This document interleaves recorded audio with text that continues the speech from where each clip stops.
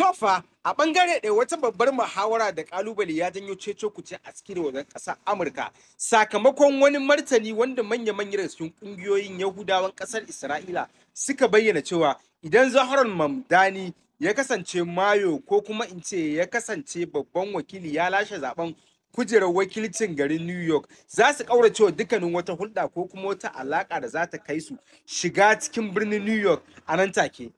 Wannan rahoto ya kasance rahoto na jarida baya nufin goyon bayan wani ko wata ko kuma adawa da wata gwamnati face yunkurin bayyana asalin abin da ya janyo cece-kuce a cikin gidan ƙasar Amurka sakamakon ƙudurin da waɗansu ƙungiyoyin Yahudawa suka tabbatar da cewa matuƙar Zohran Mamdani ya kasance ya samu nasara a wannan zaben da aka yi na Mayor of New York za su ƙaurace wa dukkanin wata alaƙa ko kuma shiga cikin birnin na New York.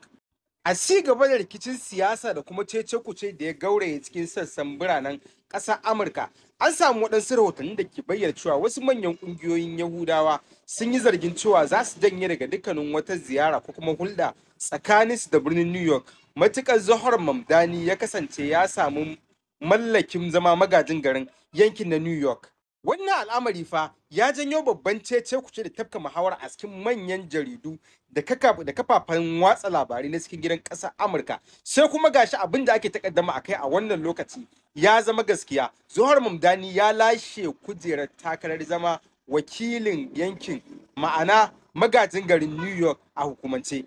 Zohran Mamdani wanda ya kasance babban mai adawa da turawa ƙasar Isra'ila tallafin makamai wanda ya jima yana sukar gwamnati akan ta daina aikewa da ƙasar Isra'ila tallafin makaman da ake amfani da su a cikin zirin Gaza, wanda a halin yanzu ya kasance shine ya lashe wannan kujera ta shugabancin Mayo ma'ana magajin gari a birnin New York. Mamdani ya kasance mai jawo ra'ayin matasa da masu fafutuka akan ƙauracewa da kuma matsawa gwamnati akan dakatar da dukkanin wani tallafi da ake turawa ƙasar Isra'ila. An bayyana cewa matsayin Mamdani da kiraye-kirayen da yake yi ya janyo babban muhawara tsakanin masu goyon bayan Isra'ila da kuma masu adawa da shirin shugabannin ƙasar Amurka na aikewa da Isra'ila waɗannan tallafi da yake ba da babban tasiri a cikin al'amuran da suke faruwa. Wata ƙungiya wacce ke goyon bayan Isra'ila ta bayyana cewa zaben Mamdani zai iya janyo ƙauracewa da kuma rage samun maziyarta masu zuwa yawon buɗe ido a sassan na birnin na New York, musamman daga ƙungiyoyi da kuma kamfanoni masu alaƙa kai tsaye da babban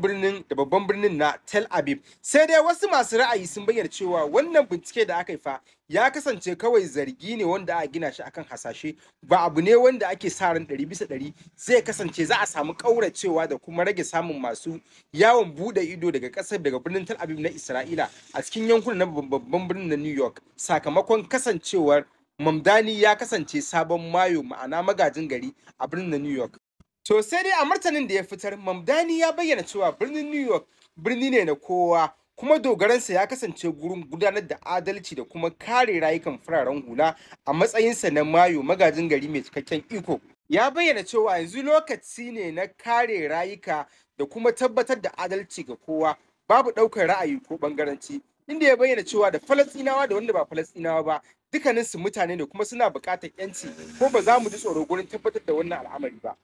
To sai dai a ɓangaren sharhi ana ganin cewa wannan al'amari yana nuna yadda al'amarin Gaza ya koma babban abin tattaunawa na siyasa a manyan birane kamar New York a faɗin ƙasar ta Amurka. Abin lura, wannan rahoto ya kasance mafi gaskiya daga abubuwan da manyan kafafen watsa labarai a faɗin duniya suka wallafa. An tsara shi ne tare da gina shi akan martanin da aka samu sakamakon abin da aka tafka na muhawara a cikin gidan ƙasar ta Amurka akan zaben Zohran Mamdani akan yunkurin ƙauracewar al'ummar Isra'ila wurin alaƙa da manyan birane kamar New York City a ƙasar ta Amurka.